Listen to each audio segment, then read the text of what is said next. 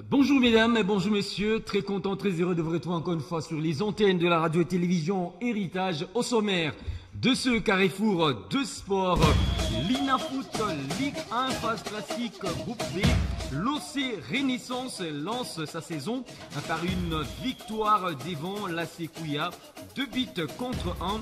Premier match qui a bel et bien ouvert la balle de la 30e édition du championnat national de football en République démocratique du Congo.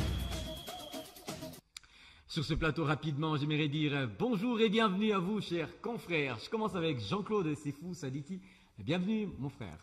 Quand une chèvre disparaît, l'arôme de la soupe du voisin devient suspect. Dit un proverbe africain. Bonjour, cher Marc, bonjour à Banio, bonjour à tous. Joël, bonjour et bienvenue. Bonjour à vous Marc Lemba, bonjour à Jean-Claude Sefou, bonjour également à toutes les personnes qui nous suivent. J'aime bien l'adage là. Avec vous, nous allons parler de ce match numéro 1 en rapport avec la 30e édition de la Ligue nationale de football en République démocratique du Congo, l'INAFoot, en sigle phase classique pour le compte de la poule B. Vous allez regarder sur ces images en illustration cette belle victoire de l'équipe de l'OC Renaissance devant l'AC Kouya, 2 buts contre 1. Jean-Claude Sefou Sadiki, très belle rencontre déjà pour l'inauguration de cette 30e édition. Ouais, déjà l'OC Renaissance qui marque son territoire. Sami Aoka qui marque ses esprits, les esprits plutôt avec ce premier doublé, oui, avant le premier quart d'heure de la rencontre. C'est vrai, et voilà, sur le terrain, il y avait vraiment du spectacle et une très bonne organisation, il me semble. Sauf que c'est devenu trop grand pour les équipes quinoises de faire même les 20% du stade de Martyrs. Je crois que c'est la tâche noire, les maigres publics. Mais sur le terrain, je pense que les équipes ont prouvé vraiment que c'était une très belle pré-saison avec une bonne préparation pour Renaissance du Congo. Un beau jeu dans la verticalité, puisque si vous regardez les 2 premiers buts, et même les 3e, c'est presque pareil, les centres qui sont repris dans la sphère de réparation, d'abord par un coup de casque et puis par cette belle reprise. C'était un vrai caviar. Et même Kouya, après avoir reçu ces coups de massif, c'est une équipe qui s'est remise en tout cas à jouer, à essayer de revenir au score. La première mi-temps a très mal fini puisqu'il y avait baisse des régimes, ça je peux comprendre, c'est un premier match de la saison, donc il y a un peu de la fatigue et aussi de l'anxiété. La seconde période reviendra avec Kouya qui tentera toujours d'asphyxier cette équipe de Renaissance. Et ce qui est vrai, après avoir marqué 2 buts, je crois qu'il n'y a plus d'envie. Il y a tout simplement cette volonté un peu de garder la cage. Kouya qui a tenté de réduire l'écart et puis il y a eu ces 3 jambites. Ouais, sur le terrain, il n'y a rien à dire. On l'a toujours dit, qu'en République démocratique du Congo, ce n'est pas les talents qui manquent. Et quand vous donnez cette opportunité à ces jeunes-là de s'exprimer, je crois sur ce que je vis là, personne ne peut se plaindre du spectacle sur la pelouse. Ah, c'est Jean-Claude qui le dit. Je suis content parce qu'il n'y a pas une semaine, il nous a relaté ici qu'il n'y aura pas de spectacle. Ben justement. Non, j'avais parlé des individus. Quand on extrait, c'est Sami Aouka qui te fait un doublé, c'est ça. Regardez. Quand une équipe te prend 2 buts avant 15 minutes, vous savez ce que moi je peux parler, c'est un peu chaud. Non, c'est du spectacle. Il y a quand même eu des buts. Il y a eu un garçon qui a sorti un doublé. On a retrouvé en fait notre championnat. Mais c'est un match assez intéressant parce que on a quand même vu l'équipe de l'OC Renaissance. Il y avait beaucoup d'incertitudes. Ils sont pas les seuls, bien évidemment, mais il y avait beaucoup d'incertitudes autour de ces clubs. Mais on a senti que ça reste quand même à Renaissance, même dans les gradins, certes pas plein, parce que je crois pas qu'il y ait un club qui pourrait encore remplir ce stade de Martyrs. Mais il y a quand même la présence des supporters. Et en regardant ce match-là, j'ai compris que finalement le football congolais c'est les ailes, hein, c'est les couloirs, parce que Jean-Claude disait tout à l'heure, ils ont beaucoup travaillé sur le couloir, ça a peut-être potentiellement usé aussi les joueurs parce que c'est un football qui demande beaucoup de courses.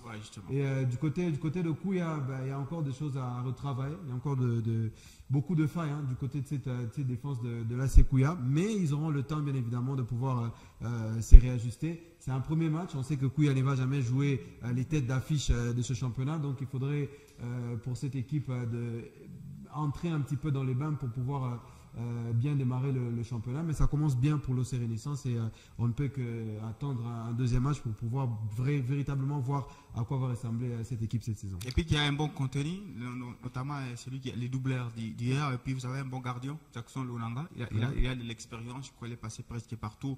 Ça montre que oui, c'est vrai qu'il y avait une mégestion l'OC Renaissance, AC Renaissance. Donc on ne savait pas quelle était cette équipe de Renaissance, mais l'OC que je vis là, je crois qu'il y a un bon contenu et peut-être une équipe qui peut facilement briguer pour peut-être une qualification lors de la phase de play-off. Ah oui, le stade en République démocratique du Congo va vibrer justement en rapport avec le démarrage de cette 30e édition de la Ligue nationale de football, championnat d'élite dans notre pays. En attendant, on est en train déjà de nous préparer ce parcours de Luc Emaël, nouveau patron du staff technique de l'équipe du FC Saint-Éloi, le Popo. On va devoir déjà dans quelques minutes nous balancer dans le background ces quelques prouesses réalisées, que ce soit du côté nord de l'Afrique, la partie est également de l'Afrique. Aujourd'hui, ces derniers, ils débarquent pour la deuxième fois, Jean-Claude Sefou, en République démocratique du Congo, je dirais même la troisième fois,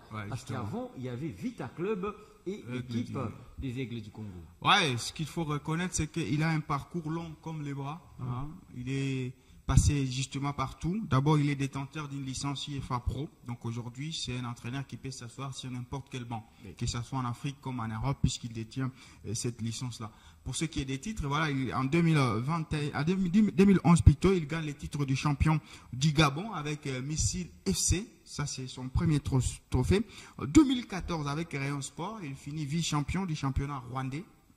Et puis avec Free State Stars Football Club, c'est en Afrique du Sud, il va gagner la Coupe d'Afrique du Sud en août 2018, ça c'est récent. Puis, quelques mois plus tard, il va gagner la Super Coupe toujours d'Afrique du Sud. Dernièrement, il était du côté des Aigles du Congo. Alors pour ce qui est du parcours, il commence justement en 1998, où il est du côté de Rice Sartoise. 2002-2003, il est au FC Ouartu. Wiz, je crois. Là, il faut comprendre. Hein. La prononciation est compliquée. Il est passé partout. AS Vita Club, par exemple, en 2010-2011. Oui. Young African, là, pour ceux qui est des têtes d'affiche, en tout cas dans son parcours, je crois qu'il faut facilement dénicher V-Club 2010-2011, Young Africans en 2020 et Aigle du Congo en 2024. Alors, il est quand même un tout petit peu Magellan, puisqu'il traîne rarement dans des équipes de football. On ne sait pas pourquoi, ça veut dire chaque fois, par exemple, pour Young Africa, c'est une saison. 2020 et puis les limogés V-Club, c'est une saison 2010-2011 et puis les limogés Aigle du Congo. Il n'a pas été limogé, il est arrivé fin contrat, je crois qu'il n'y a pas eu justement accord de continuité. C'est un grand entraîneur, vu son histoire, il a de l'histoire, il a des trophées, il a un vécu, peut-être maintenant pour amener son expertise du côté des FC Saint-Éloi Lupopo. 21 clubs, hein. 21 clubs pour un entraîneur, c'est pas commun, mais ce qui est peut-être de positif sur le fait qu'il ait un petit peu parcouru l'Afrique, c'est un homme qui a la maîtrise et c'est pas une première fois pour lui. En termes d'adaptation, d'adaptabilité, il va vite s'adapter parce que il sait comment rentrer dans un club, enchaîner. On l'a vu même avec les Aigles du Congo, il est arrivé, la saison avait déjà démarré, mais dès qu'il arrive, il a pu rapidement transformer cette équipe des Aigles du Congo. Je crois que le Popo aussi se retrouve dans l'urgence de pouvoir bien démarrer la saison parce qu'il n'a pas fait la pré-saison avec son club. Donc je crois que c'est un entraîneur d'expérience. Maintenant après, si on parle de ses réussites, vous voyez les trophées qu'il gagne, c'est Super Coupe une fois, un championnat, Gabon, donc au Gabon, donc il n'a pas vraiment en termes de trophées une armoire fournie, mais on attend voir ce qu'il va faire du côté du FC Saint-Éloi Lupopo parce que là le défi est très très grand à relever parce qu'en dehors de Vita, Yanga et peut-être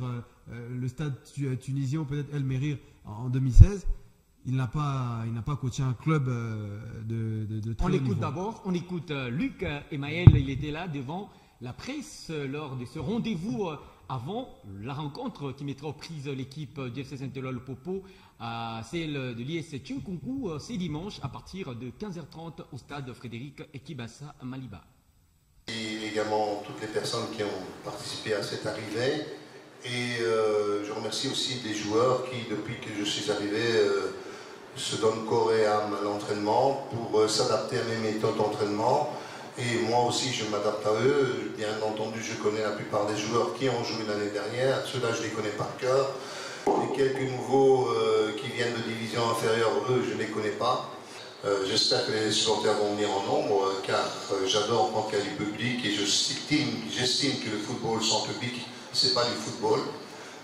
J'ai encore de montrer mes images à l'époque en 2010 à Vita Club où nous entraînions devant 20 000 personnes.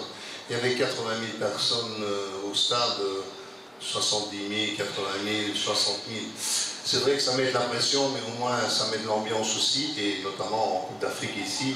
Lupopo fait partie des 3 équipes qui sont les plus populaires en RDC. Vita Club, Mazembe et Lupopo, donc ça on le sait. Moi personnellement la pression, ça ne m'effraie pas. J'espère que ça ne va pas effrayer les joueurs, qui vont donner le meilleur d'eux-mêmes, qui vont... Jean-Claude Sefou, Sadiki, premier défi de cet entraîneur belge, c'est déjà ce dimanche face à l'US Chinkunku. On se rappelle très bien, la saison dernière, même étape de la compétition, il y avait un match nul, toujours dans l'entrée du stade Frédéric Kibasa-Maliba. Les corbeaux kanangés. Ils seront en noir et blanc, ce qui est vrai, ça ne va pas donner de bons souvenirs avec Lupopo quand quelqu'un est en noir et blanc. Alors voilà, c'est une équipe de Chinkunku qui, quand c'est Lupopo, voilà, ça se transcende, il y a de l'émulation.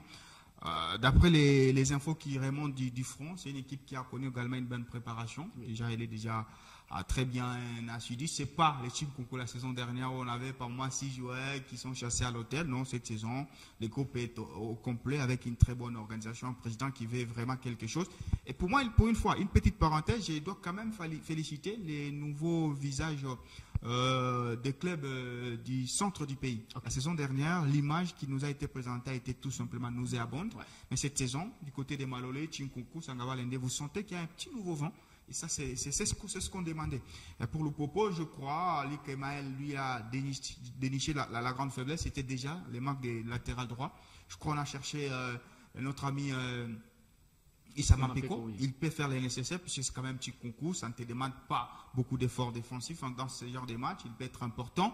Physiquement, je ne sais pas s'il a réussi à les remettre, en tout cas ces joueurs-là à jour, puisque techniquement, il n'y a pas à se plaindre, vous avez un bon milieu, vous avez des avancantes qui peuvent rehausser de leur niveau. Je vais suivre ces matchs-là avec beaucoup plus de curiosité, voir qui seront ces nouveaux hommes forts. Puisque chaque changement d'entraîneur, ça apporte tout simplement des répercussions dans les vestiaires qui vont être séduits par le discours de notre ami. Ce qu'on n'a pas dit de lui, c'est que c'est quelqu'un aussi qui aime les beaux jeux. Regardez la saison des Aigles du Congo la saison dernière, c'est une équipe. Tobo, voilà, Ibrahima Tobo, c'est une équipe qui avait de la possession. Donc, je m'attends à ce que Lupopo, grâce à son milieu, grâce à son entraîneur, puisse vraiment non seulement gagner, mais dominer ses adversaires dans cette Ligue nationale de football. Attention. Pas de match nul ce dimanche, il faut préciser. Justement, attention au début d'un entraîneur, ouais, parce que l'équipe sort en fait d'une forme de fragilité. Ils ont eu un coup. Comment est-ce qu'ils vont rebondir avec l'arrivée du nouvel entraîneur? Il y a beaucoup de choses autour de cette équipe-là. Mais la victoire, je crois qu'elle est à portée du FC Saint-Olo-Popo parce que l'entraîneur, on le sait, hein, c'est un entraîneur qui sait s'adapter rapidement. Donc rapidement, on doit normalement espérer à ce qu'il nous apporte des résultats prompts déjà dès la première journée. Mais attention à cette équipe de l'US Chinkunku parce que pour eux jouer l'équipe du FC Saint-Olo-Popo, c'est leur premier match de la saison. Physiquement, je crois qu'ils sont beaucoup plus frais que les joueurs du FC Saint-Olo-Popo. Donc éviter le piège, c'est l'essentiel pour cette équipe du FC Saint-Olo-Popo. Avec le premier match, j'espère simplement qu'il y aura tout de suite une compréhension entre les cadres et l'entraîneur. Les autres vont finir par suivre, mais dès que l'entraîneur et les joueurs qui jouent un rôle majeur dans le club ont trouvé déjà une forme de cohésion, ça peut marcher pour l'équipe de Lupopo parce que le talent, il y en a à ne même pas chercher dans cette équipe de Lupopo. Donc je crois que Emmaël a en sa possession une très belle équipe, une équipe qui sait jouer ensemble et c'est à lui de ne pas compliquer les joueurs pour ce premier match pour qu'on ait un bon résultat qui va lancer la saison des cheminots. Nous allons changer de club pour parler à présent de l'AS Vita Club de Kinshasa avec ce nouveau coach, justement, un Sénégalais. Il s'agit là de Youssouf Dabo. Il a déjà donné ce premier mot en rapport avec ce club de la capitale congolaise.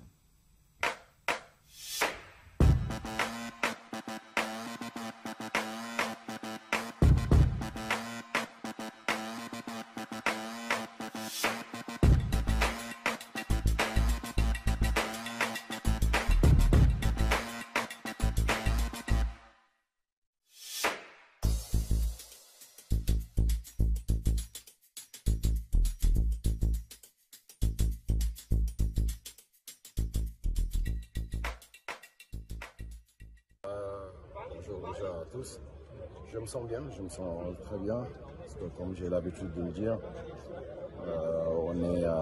on est chez nous partout. On est chez nous partout parce que notre métier fait que on est appelé à aller partout, à être avec tout le monde.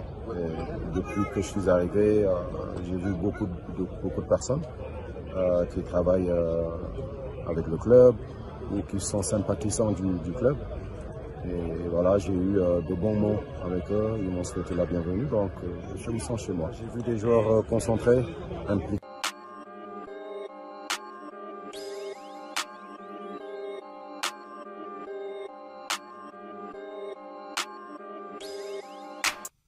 Jean-Claude Sefou Sadiki, l'homme idéal pour transformer le vestiaire des Moscovites, déjà pollué avant lui par des discours inappropriés. Ah oui, c'est un entraîneur qui est capable de réaliser son projet de jeu. Moi, c'est tout ce que je retiens de sa jeune carrière, puisqu'il est passé aussi partout au Sénégal. Il a une bonne cote du côté du Sénégal, très bien réputé, je crois. Parmi les locaux, c'est lui qui détient encore un peu plus la bonne cote.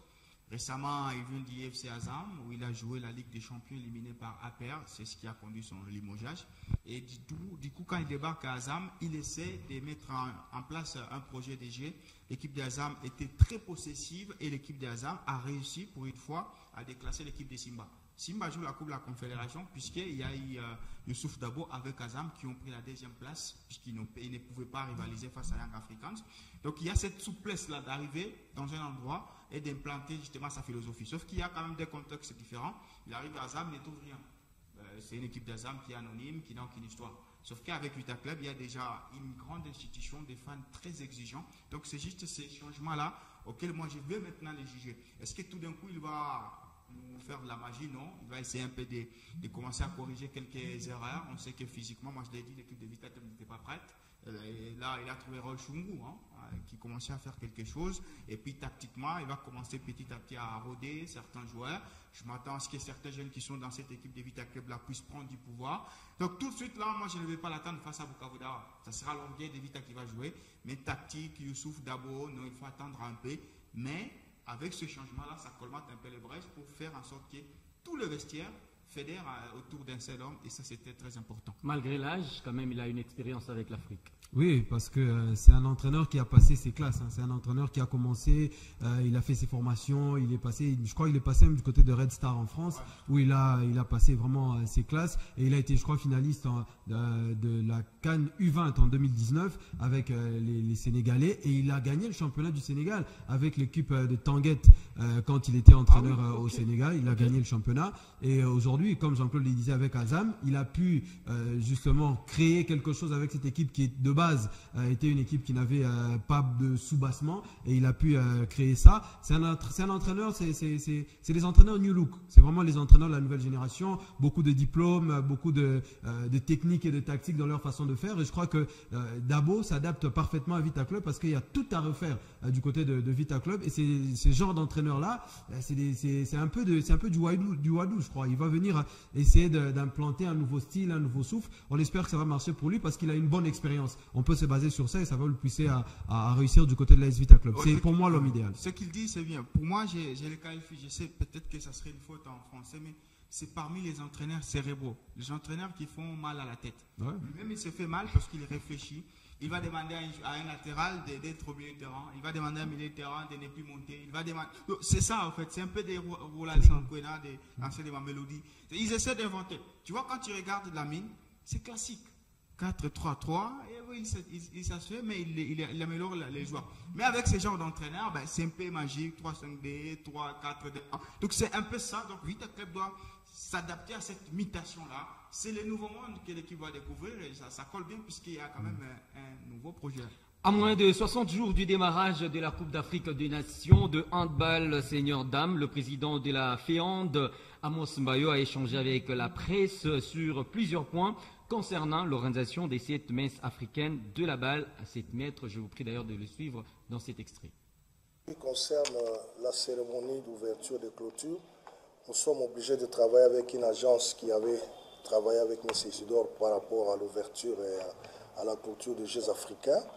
Nous avons déjà été sur place, comme la Confédération nous a demandé à ce que la cérémonie ne soit pas trop longue, qu'elle prendrait tout au plus 45 minutes. Nous avons fait le premier parcours avec les organisateurs déjà de cette cérémonie le lundi passé. au gymnase. Nous attendons leurs experts qui viendront d'Afrique du Sud et de la France. Je pense qu'ils y seront là ce week-end. Et la semaine prochaine, nous aurons l'idée de ce que nous voulons communiquer parce que lors de la cérémonie, il est important de vendre l'image du pays. Donc nous allons discuter avec eux sur la cérémonie proprement dite. On fera Portugal pour la deuxième fois. Ce sont des stages de 10 jours. Mais à partir du 15 novembre, le 14 au soir, toute la délégation sera ici. Elle va prendre plus ou moins 13 jours de préparation ici et pour s'acclimater.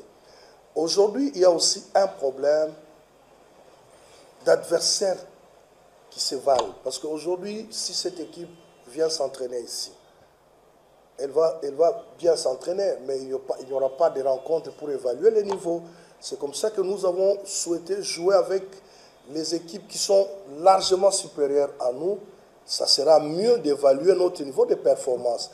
Vous l'avez compris avec nous, mesdames et messieurs, la RDC sera en stage, encore une fois, du côté à Lisbonne, pour bien préparer cette Coupe d'Afrique des Nations qui sera organisée en République démocratique du Congo. Oui. Pourquoi vous êtes un peu...